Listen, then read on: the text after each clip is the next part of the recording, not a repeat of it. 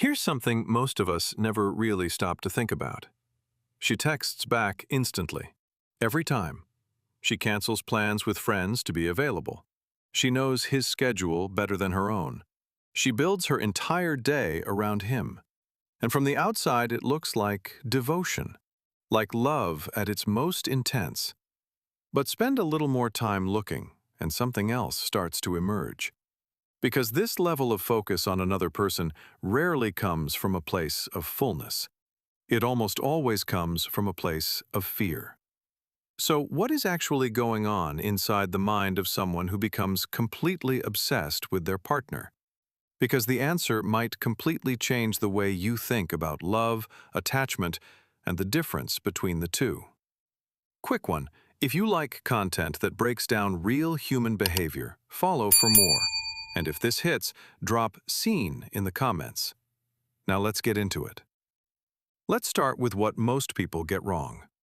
Most people think obsessive attachment in relationships is just a personality trait. She is just intense. She just loves hard. But psychologist John Bowlby, who developed attachment theory, found something far more coming.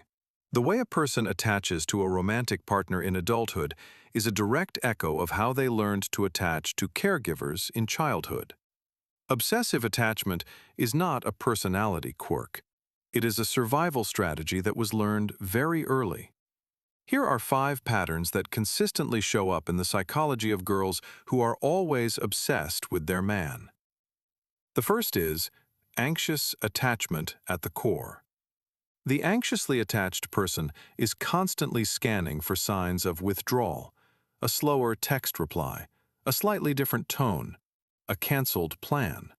Psychologist Mary Ainsworth, who built on Bowlby's work, identified anxious attachment as a pattern where love never feels secure enough.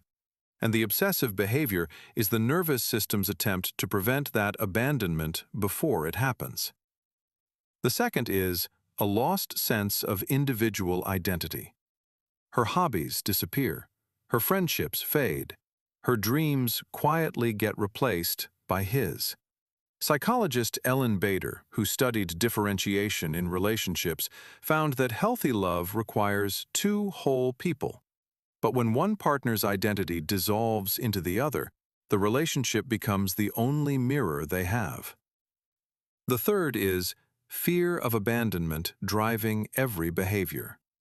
Psychologist Francine Shapiro found that abandonment fear is often rooted in early experiences of inconsistent love or